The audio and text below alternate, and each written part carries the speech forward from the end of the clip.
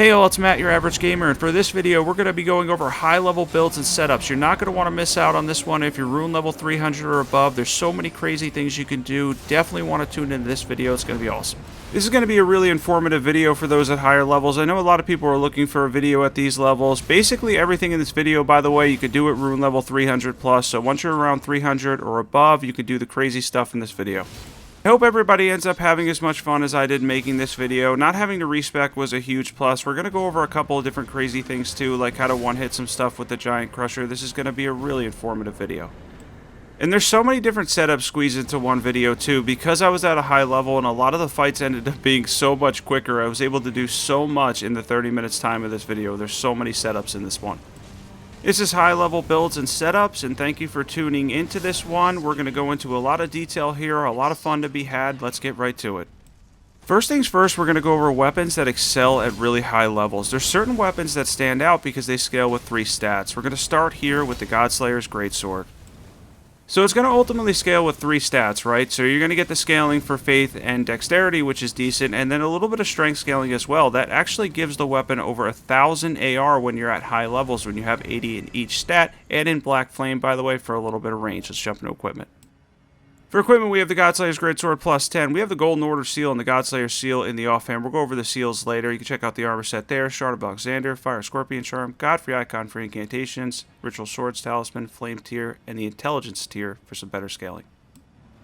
Next up here is another standout that will also net you over 1,000 AR with its 3 scaling stats, although it scales with dexterity very minimally, is the Royal Greatsword, which basically has a frost version of Lion's Claw. Something worth noting, by the way, is any of the ones that scale with 3 stats at around rune level 300, if you go 80 in those 3 stats, 60 vigor, 25 mind, and 30 endurance, you could do any of these builds. Yeah, those would be decent stats for you, especially if you have 3 stats to invest in. Let's jump into equipment. We have the Royal Greatsword plus 10. We have any seal for buffs in this case. We're using the Prince of Death staff. We have a nice heavy armor set on, which is something you can do at higher levels, makes it a lot easier. You don't really need this though, generally just 51 poise is fine. Shard of Alexander, Magic Scorpion Charm, Ritual Shield, and Sword Talisman. We have the Magic tier and of course the Intelligence tier as well. And next up here is the Giant Crusher. The Giant Crusher with Sacred Blade on it, if you go for Sacred Affinity at high levels, you're going to get around 1100 AR, which is pretty incredible. Even Sacred or Flame Art on its own is going to net you probably close to 1,000, and then you get an extra 100 or so if you're using something like Sacred Blade. This could actually be a really good build for DLC if Holy ends up being good. Let's jump into equipment for this one. And for our equipment, we have the Giant Crusher and Sacred Affinity with Sacred Blade, of course, on it. We're using any seal for buffs. It doesn't really matter here. We'll go over seals later. We hit 51 poise, Shard of Alexander, Ritual Swords Talisman, Sacred Scorpion Charm, Ritual Shield Talisman, and then we have the Holy tier and the Defense tier is a nice add here as well. Alright, now it's time to one-hit something. Now, the best affinities for the Giant Crusher, by the way, and I may have mentioned this already when I was talking about Sacred, but Sacred, Flame Art, and then typically Occult's going to be your 3 best affinities. Fire, of course, Holy damage, and then Occult for pure physical damage with great scaling. Let's go over the buffing order to one-hit. Now, many different people use different buffing orders, but the one I'm going to show you here is really forgiving because for me, I don't have the best reaction times when it comes to stuff in games, so this one kind of helps me. First things first, we're going to take our health down twice with Seppuku, and then we're going to proc the Black Dumpling. And this will give you 10% generic damage for around a minute. Howl itself will add another 25%. You could use Howl or Blood Boil. Blood Boil is about 5% more. Keep in mind they don't stack. We're going to switch to the Mushroom Crown. And we're going to fill up our FP. We're going to drink our tier, of course, and use Golden Vow because those are the 2 longest duration stuff. I like Golden Vow because it's cast and forget. You can use Rallying Standard, but it's much shorter and much less forgiving with a around 30-second duration. And then we're going to use Howl, proc Seppuku one more time. And lastly, we're going to use the Fetid Pot so we can poise ourselves, giving us an additional 30% damage on top of the 20% generic damage we got from using Seppuku with Lord of Bloods the last time. And then we're going to use Royal Knight's Resolve and hit stuff really hard with the Giant Crusher. Let's go into equipment for this one. And we have the Giant Crusher and Occult Affinity. We have Royal Knight's Resolve on it. We're using any seal for buffs. It doesn't matter here. We have the Black Dumpling, which we're proccing first. And then, of course, we're using the Mushroom Crown, Axe Talisman. We have the Red Feathered Branch Sword for low HP damage. We have Kindred Rot's Exaltation, Lord of Blood's Exaltation, Spike Crack tier. The Flame tier is only if you're using the Fire version on the Giant Crusher, Flame Art, and then Fetid Pots and Boluses. And next up here is Bloodhound's Fang, a beloved weapon in Elden Ring, and one that you can get very early too, but it's also amazing at high levels in late game as well, because with Bloodflame Blade you're going to get over 900 AR in total, you get a little bit of fire damage added on too, and then of course you get that amazing Ash of War in Bloodhound's Finesse. Definitely both a cool weapon and one that's just fun to use and really great. We have Bloodhound's Fang plus 10, any seal for buffs, White Masked Raptors, Black Feathers. We have the Claw Talisman, Lord of Blood's Exaltation, Shard of Alexander, Ritual Swords Talisman. We have the Stone Barb Crack tier, Green Burst Crystal tier, and then on the Godskin Apostle we're using Sleeping Pots too. And we're going to jump to the next section here, which is fun weapons and combos. This was one I was really looking forward to, by the way. We're going to start with Rosus Axe, which will get around 900 AR with 80 strength at 80 intelligence, and is a really solid weapon at high levels. This is one I absolutely recommend trying out. If you haven't tried this weapon and you're at a high level, because it's pretty split scaling between intelligence and strength, I recommend trying this weapon out. For the weight, by the way, the damage is incredible. Let's jump into equipment. And we have Rosus Axe plus 10. We're using the Princess Death Staff. We'll go over Seals and Staff later. The Spellblade set will boost part of this Ash of War. Green Turtle Talisman, Magic Scorpion Charm, Shard of Alexander, Ritual Swords Talisman. We have the Magic tier and the Green Burst Crystal tier as well. Next one up for fun combos is Helphen Steeple and the Blasphemous Blade. Helphen Steeple, by the way, with the Ash of War will give you around 900 AR, I think a little bit over, and the Blasphemous Blade, of course, is incredible at high levels as well.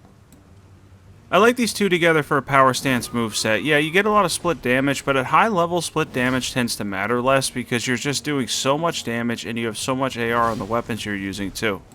Definitely becomes less noticeable at high levels. You could use cool combos like the one here, switch back, use the Blasphemous Blade, and then of course you get a lot of magic damage out of Helphen Steeple, and it scales well with your intelligence stat. By the way, later in this video we're going to go over the best seal, the best staff. There's a couple exceptions, we're going to talk about those, and of course we're going to go over the best curved sword for bleed, the best twin blade, etc., and a whole bunch of information for you. Also, if you're not subbed to my channel yet, definitely be sure to hit that subscribe button. You're not going to want to miss out. We're going to be covering Elden Ring like crazy. DLC's around the corner, and honestly, I cannot wait. Let's jump into equipment. For equipment, we have the Blasphemous Blade plus 10, Helphen Steeple plus 10. We'll talk about the seals later. We have the Beast Champion set on. We have Shard of Alexander, Ritual Swords Talisman, Fire Scorpion Charm, Claw Talisman, the Flame tier, and the Crimson Burst Crystal tier for some extra HP.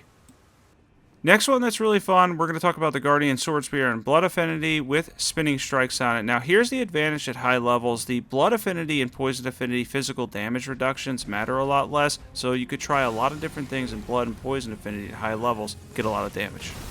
Yeah, it's truly incredible. At high levels, it's just so ridiculous because you don't have to really worry about splitting your stats because you're going to have 80 Arcane and you're going to have 80 Dexterity and the damage is going to be massive. And if we keep going there, we would have got around 40,000 damage on Moog. Yeah, this is definitely an incredible build to try out. Try a lot of different weapons in Blood Affinity. You're going to really like them at high levels. Get 80 Arcane, get 80 in your main stat, and the damage you're going to get is incredible because you won't have to really worry about the reduction. Let's talk about equipment. We have the Guardian Sword Spear and Blood Affinity with Spinning Strikes, any seal for buffs. We have the White Mask, Shard of Alexander, Rottenwing Sword Insignia, Lord of Blood's Exaltation, Millicent's Prosthesis, Thorny tier, and then we have the Green Burst Crystal tier, and we're using Moog's Shackle to stun him. The next one up here in the fun category is bows are actually really decent at high levels because of the amount of points you can invest in them. They scale mostly with a D for the most part, so you're not going to get a lot of points like per point, like damage per point. But overall, when you're at high levels, say you have 80 strength and 80 dex, it does make up for that sum, and you can do a lot of damage.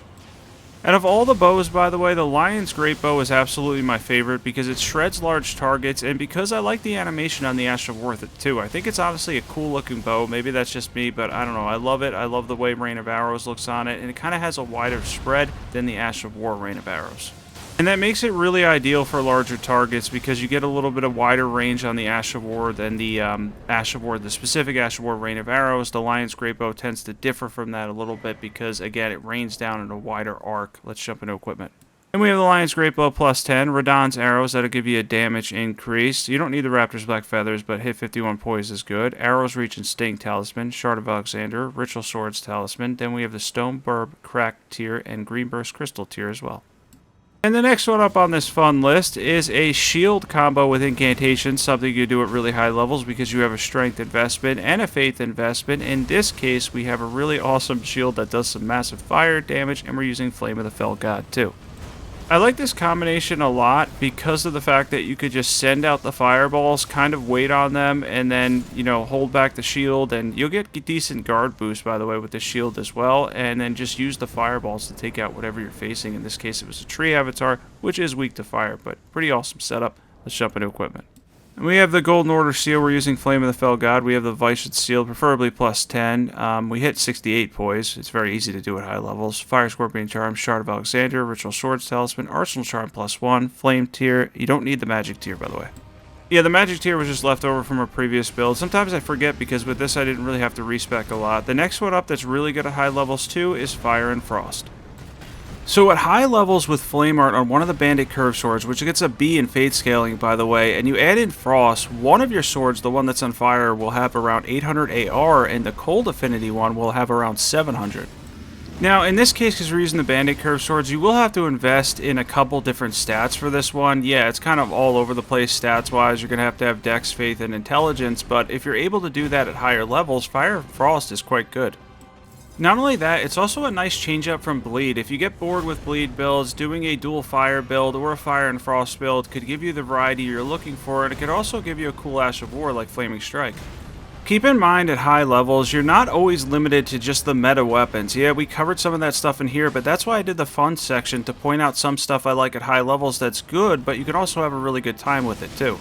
Yeah, keep in mind, I'm not always jumping on meta stuff either at high levels because actually at high levels, the other advantage you have is so many weapons get high AR that you have a lot of variety in what you can do. An example is this here. There's a lot more that you could do.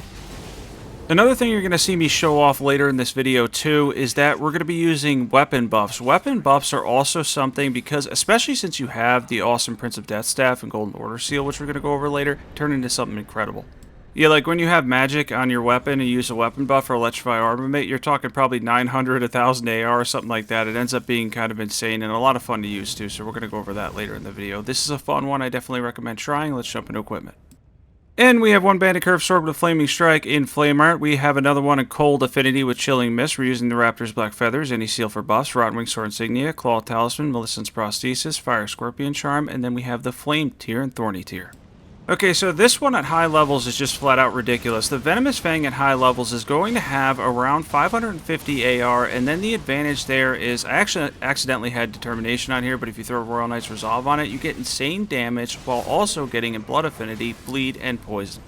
So it turns into the ability to pretty much just proc everything, you know. You can boost with Kindred of Rot's Exaltation, Lord of Blood's Exaltation, White Mask, Mushroom Crown, etc. We have the Venomous Fang, preferably Royal Knight's Resolve and Blood Affinity, any seal for buffs, White Mask. We have Kindred of Rot's Exaltation, Lord of Blood's Exaltation, Rotten Wing Sword Insignia, Millicent's Prosthesis, or you could use Ritual Swords Talisman, Thorny tier, and Opaline Hard tier for some defense as well. Alright, now for the information that a lot of you guys on here are probably waiting for. What are the best curved swords and twin blades at high and max levels? Let's get into this. So, the best curved sword at high levels is the Bandit Curved Swords. They have the highest AR of all the curved swords that I ended up testing. I tested pretty much all of the good ones. They have the highest AR. Second to that is the Beastman Curved Swords, about 20 less AR. But at that point, you start to look at reach, and the Bandit Curve Swords have really good reach. The reach on them is crazy good. For me, I miss a lot of my jump attacks, so they're perfect for me. So I have to recommend the Bandit Curve Swords when you're at high levels. 80 Dex, 80 Strength, 80 Arcane, and they absolutely destroy. Let's jump into equipment. For equipment, we have two Bandit Curve Swords. As you can see, they're pretty much quality, by the way. They lean more towards Dex. In Blood Affinity with Seppuku on any seal for buffs, White Mask, Raptor's Black Feathers, Claw Talisman, Lord of Blood's Exaltation, Rotten Wing Sword Insignia, Millicent's Prosthesis. We have the Thorny tier, and of course the Opaline Hard tier for some defense. Alright, we went over the best curved sword. Now, out of all the twin blades, the Gargoyle Twinblades and the Twin Knights, they're pretty close, relatively close, but I believe the Gargoyle's Twinblades have the highest AR when you have 80 Strength and 80 Arcane. And I tested most of them too. The Godskin Peelers, by the way they scale, they're actually not too bad either. A lot of the Twin Blades and Curved Swords are relatively similar, but if you're looking for differences at high levels, the Bandit Curved Swords stand out, and of course the Gargoyle Twinblades stand out too. And that was comparing AR at level 480, where I have 80 in all of my damage stats, so I was able to pretty much compare all of them, despite how each individual one scale. Most of them are Dex or Strength anyway, and then Arcane, of course, and Blood Affinity, but comparing all of them, the Bandit Curved Swords and Gargoyle Twinblades are best. Let's jump into equipment. That information is helpful. We have 2 Gargoyle Twinblades with seppuku on them. Any seal for buffs, white mask raptor, black feathers. Same basic build here. Claw Talisman, Lord of Blood's Exaltation, Rotten Wing Sword Signia, Melissa's Prosthesis, Thorny Tier, Opaline Hard Tier. Alright, now it's time to talk about quality. Quality is really useful at high levels, but not in all cases. I'm going to show an exception because there are a couple exceptions, but generally speaking, if you have 80 strength and 80 dex, there's a lot of good quality builds. Here we're going to quickly compare the Rivers of Blood against a quality starting katana. The Rivers of Blood is one of those weapons that has 3 scaling stats, so it's not bad at high levels, but if you use a quality starting katana or a quality Nagakiba, you're going to get more damage because you're going to get more physical damage, and relatively speaking, you're probably about around the same bleed too, so it's almost always better. You're about to see the on-screen comparison. By the way, Golden Vow actually lasts through sitting through a Site of Grace, so same exact buffs for both. Let's try out this. Same build for both. Now, if you use the Flame tier, you'll get a little more damage out of the Rivers of Blood because it has a little bit of extra fire damage, but it's also heavier split damage, which for a lot of bosses isn't going to be as good either. I had a video on my alternate channel where I showed this at lower levels. I think I might have shown it at higher levels too, but I wanted to clarify that real quick. They are relatively close, but in this case, I'd go with the quality starting katana or Nagakiba. Here we have the starting katana quality. We have the Rivers of Blood, of course. Same build setup. And again, you can add the Flame tier for a little more damage on the Rivers of Blood because it leans more towards fire. We have White Mask, Rotten Wing Sword Insignia, Lord of Blood's Exaltation, Shard of Alexander, Melissa's Prosthesis, and then we have the Thorny tier and the Green Burst Crystal tier for some stamina recovery speed too. Okay, so here's an example where quality isn't always best. In this case, we have the Keen Guardian Sword Spear that we're going to show on screen against a quality Guardian Sword Spear. And if you noticed in Keen Affinity, because of its ridiculous base damage and A scaling that's more like an S, Keen Affinity wins in this case. Next up is something we absolutely have to talk about at high levels, and that is Roars. Because the damage reduction for Blood Affinity, which has a physical damage reduction, is much less noticeable, Roars with the status effect multiplier are insane. On Gideon here, we literally got 2 bleed procs in 2 hits, which is absolutely ridiculous because you're getting around 400 something bleed buildup, which is crazy. We have Guts Greatsword and Blood Affinity with Braggart's Roar, any seal for buffs. We have the Roar Medallion, Axe Talisman, Ritual Swords Talisman, Lord of Blood's Exaltation, Green Burst Crystal tier, Spike Crack tier, and you could also use the Highland Axe, by the way, for the passive, which is awesome to add and will add even more damage. Definitely a way to crush Elden Ring and one I recommend for sure. And next up, before we get into what staff and seal are best at high levels, we're going to talk about the Darkmoon Greatsword. If you have a good amount of investment in strength and intelligence, the regular hits with the weapon will have around 900 AR or so, I think over 900, and then of course the beams are ridiculous and do a ton of damage at 80 intelligence. And you could add the Jellyfish Shield with this. I often don't add it because usually at rune level 150 I have about 16 strength or so because that was my starting class. I usually don't go for the extra 4 points for the 20 strength, but you could add in the Jellyfish Shield with the Darkmoon Greatsword's beams to increase them by 20% more. Yeah, the Darkmoon Greatsword's damage ceiling is quite good. Also having the 30-something stance damage on each beam, you can see here as we were able to poise break Malachite. It's absolutely insane how much damage we're able to get out of it there. We get, I think, around 2,500 with the beam, and then the critical hit for over 3,000. A beloved weapon, too, and for good reason. There's no doubt that the Darkmoon Greatsword is one of the best weapons in the game. For me, this weapon and the Blasphemous Blade are the 2 best weapons for sure. Let's jump into equipment. We have the Darkmoon Greatsword plus 10, we have the Jellyfish Shield, Prince of Death Staff, we're going to be going over that soon. The Spellblade set will boost this.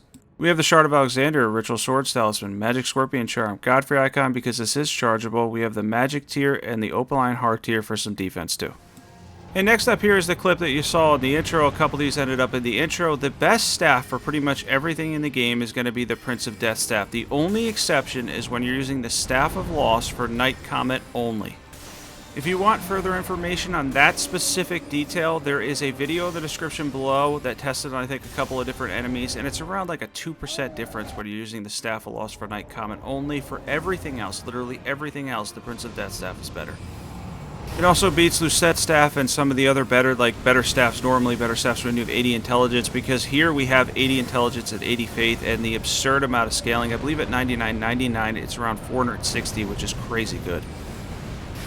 All seriousness though, this staff is crazy in the sense of how much it scales, and you're going to be surprised. We're going to show weapon buffs here too in a second, how much damage you get out of weapon buffs, all the spells you're using. The Prince of Death Staff is incredible. Also, I was using Comet and Stars of Ruin here. They're both chargeable and could do a lot of damage. Night Comet, in my opinion, is still better because it can't be seen, but at high levels the damage is close between Comet and Night Comet. And I end up getting hit by a fireball here that for some reason I wasn't paying attention and didn't see, and I almost ended up going down there, but yeah, I ended up surviving it. Luckily, we're going to go into equipment in a second here. We're going to talk about what you need for this awesome Prince of Death setup. And we have the Prince of Death staff plus 25. We have the Jellyfish shield. We're using the Golden Order seal. We're going to talk about this soon, but it was just for buff, so it doesn't really matter here. Godfrey icon, Graven Mask talisman, Magic Scorpion charm, Ritual Swords talisman. We have the Magic tier and the Intelligence tier for a little bit more scaling. And next up here, I'm going to generalize weapon buffs, but weapon buffs are amazing in Elden Ring at high levels because the amount of damage you can get out. In this case, we're using the starting katana, and I think we have around 900 AR in total with Scholar's Armament, or whatever it's called, the one that adds magic damage. It's pretty awesome. I think we're getting 200 additional magic damage and 700 AR in quality affinity.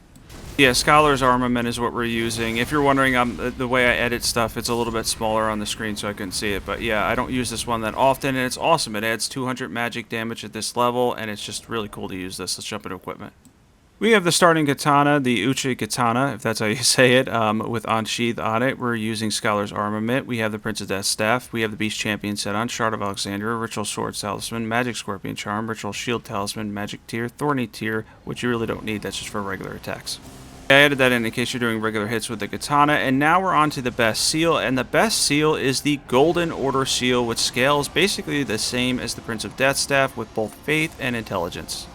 The Golden Order seal is incredible. It's an amazing seal, and by the way, the only thing that actually beats this is the Dragon Communion seal when you're only using Dragon Communion incantations. Aside from that, the Golden Order seal is best at high levels. Add in the Jellyfish shield and you're going to get a ridiculous amount of damage out of this one. In this case, just 2 buffs in a tier and 2 casts of Ancient Dragon Lightning Strike, and the 38,000 HP that Deus Ex has on New Game Plus 7 completely vanishes. In a second here, we're going to go over equipment. For equipment, we have the Golden Order seal, giving us 397 scaling right there. We have the Jellyfish shield, any armor set, you can check it out. We have the Godfrey icon, Lightning Scorpion charm, Ritual Swords talisman, Phlox Canvas talisman. We have the Lightning tier and Intelligence tier for a little more scaling. And we're going to highlight it one more time here with Burno Flame, which is really insane at high levels. Burno Flame is crazy good at high levels, especially for Malenia, as it can make her entire HP bar pretty much vanish. In this case, same thing here. We use 2 buffs at a tier, and in our offhand, we have the Giant Seal for the boost. So the Giant Seal, interestingly enough, has around 20%, between 20 and 22%. It might slightly beat the Jellyfish shield. They're relatively close. In this case, though, it's easier just to have the seal since they're relatively similar, and in this case, you don't have to use the Ash of War on the Jellyfish shield. By the way, if you're ever struggling with Malenia, who can be a really tough boss, especially here on New Game Plus 7, this is an awesome strategy for her. By the way, we're also using Flame of the Fell God too, which is a really cool and fun incantation. Not super powerful, but convenient. And that's the other thing, at high levels, because of the scaling, we've talked about this throughout the video, it's so much to like your advantage to use so many different spells, so many different incantations, because you're just going to get crazy high scaling to the point where you could pretty much use anything and make it good. Your options at higher levels are they're pretty much limitless. I mean, you could take anything and make it decent. There's certain weapons, of course, that are just going to be bad all the time. You know, you have Vare's Bouquet, that's never really going to be good, but most of the stuff you can make good at high levels. Yeah, one other thing to note here, by the way, also as far as Malenia goes, Burno Flame is excellent for enemies and bosses and such with low poise because it continuously knocks them down. In the case of Malenia here, she's falling down constantly.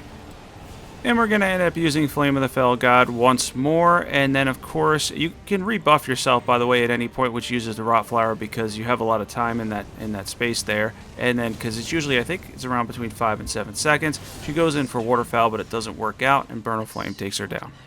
Yeah, she has 0 fire resistance, so that's a huge advantage for us. Anything that you're using fire-related works really well. The Blasphemous Blade is quite good, too, because it knocks her down, but keep in mind she can avoid it. She will sidestep the Ash of War, Taker's Flame. In a second here, we're going to go over equipment and everything you need to know for this build. And we have the Golden Order seal, of course. In our offhand, we're using the Giant Seal for the boost. And I used the Fire Prelate set here, at least most of it anyway, because I thought it would look cool. We had the Shard in case you want to add in the Blasphemous Blade, but generally speaking here, you're going to use the Phlox Canvas Talisman. And we have the Fire Scorpion Charm, Godfrey Icon, Ritual Swords Talisman, Flame Tier, and Intelligence Tier. Alright, now it's time to combine things together. We're going to make a build using both spells and incantations because, of course, with the Prince of Death staff and then having the Golden Order seal, basically the same scaling, giving us, in this case I have 80 Intelligence and 80 Faith, we're able to do both spells for a lot of damage and incantations too. In this case, we're using Glintstone Icecrag, which is really good on Radagon because he is not immune to Frost, believe it or not. He's immune to Bleed, he isn't immune to Frost, so you can get a Frost proc usually on him 1 or 2, and now we're going to jump into using Pest Threads for Elden Beast. This ultimately becomes an example of the things you can do at high levels, and this ends up being crazy how much damage we get. The damage we get here ends up being way more than I would have expected. I believe we end up getting around 14,000 in total with Pest Threads, and it absolutely chews through his HP. By the way, compared to my last build where it ended up being a 4 or 5 minute fight in total in my build from last week, this fight ends up being around 2 minutes and change in total on New Game Plus 7 for a combined 50,000 HP that they have together. Yeah, pretty cool that we're able to take them down very quickly, and it's awesome being able to do so much damage. At high levels, again, so limitless in terms of what you can do. You can use all sorts of incantations and spells, and the high scaling is just going to make up for pretty much everything and do a ton of damage. By the way, I set this video up as a fundraiser for animals, so if you get a chance or are able to, any donations are greatly appreciated. I really appreciate it. Also appreciate this community like crazy. It's been an amazing thing. I cannot wait for DLC, and be sure to join the Discord too that's in the pinned comment. Yeah, I love Elden Ring, and being able to make the community that we've made here, it has truly been amazing. I honestly am so appreciative to this point of having this channel, having everything about it. It's so awesome, and honestly, this is the best game I've ever played in my entire life. Speaking of Elden Ring things, or non-Elden Ring things in this case, as far as DLC, I'm super pumped for that. On my other channel, though, I'm going to start branching out a little bit. By the time this video is posted, there should be an early game guide for Dark Souls 3, and I might do a couple things for Bloodborne, too. If that guide's done in time, I'll leave it in the description for anybody that's interested. But yeah, I'm going to start branching out to other games on the other channel. I'm looking forward to Black Myth Wukong later this year, too. I know it's mostly bosses with short areas in between, but honestly, I don't know, I felt like Sekiro was kind of like that too, and I did enjoy that game to some extent. It wasn't my favorite game in the world, but it was a lot of fun. Let's jump into equipment.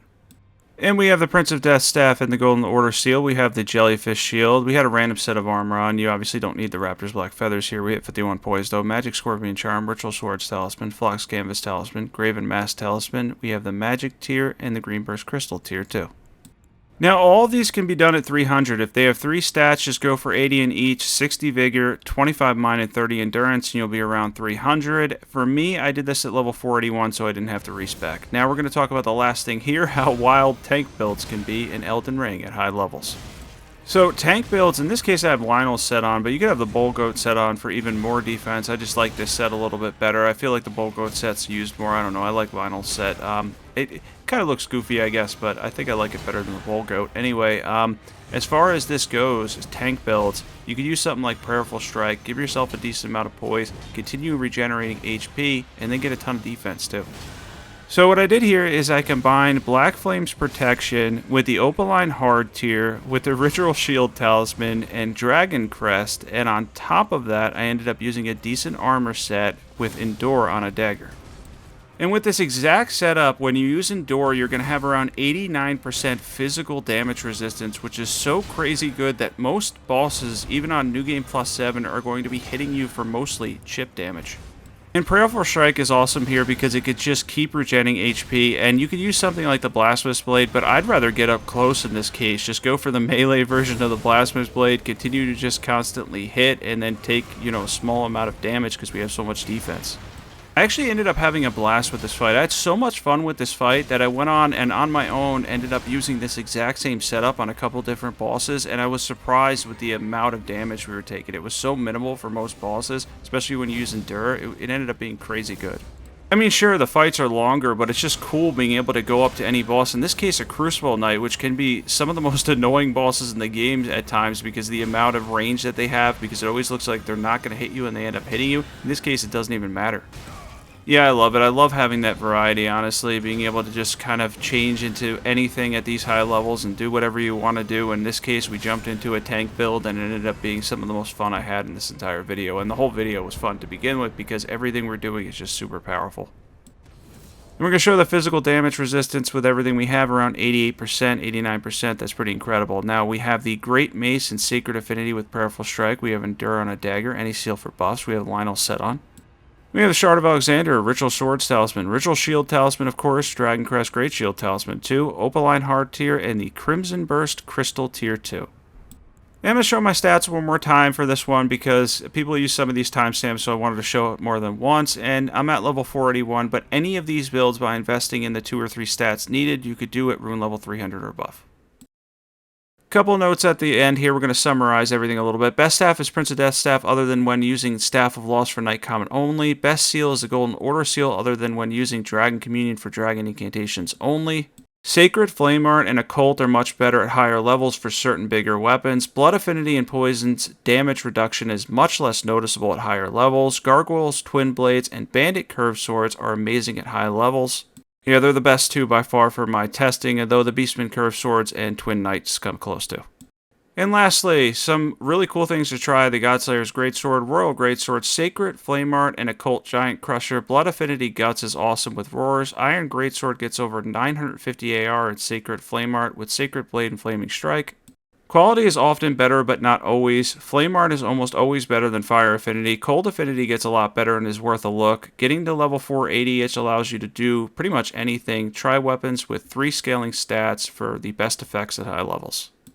Thanks for watching this one. I appreciate everybody that's tuned in. This was a really fun video to do, being at a high level. Everything was a lot easier in terms of bosses and stuff. Be sure to sub if you're not subbed yet. We're going to be covering a ton of Elden Ring and covering a lot of DLC too. This was awesome to do. I think I already mentioned that. It was a really fun video. We're going to be doing a ton with Shadow of the Erdtree. I can't wait. Be sure to check out the Discord also that's in the pinned comment. Thanks for watching, and I will catch everybody soon.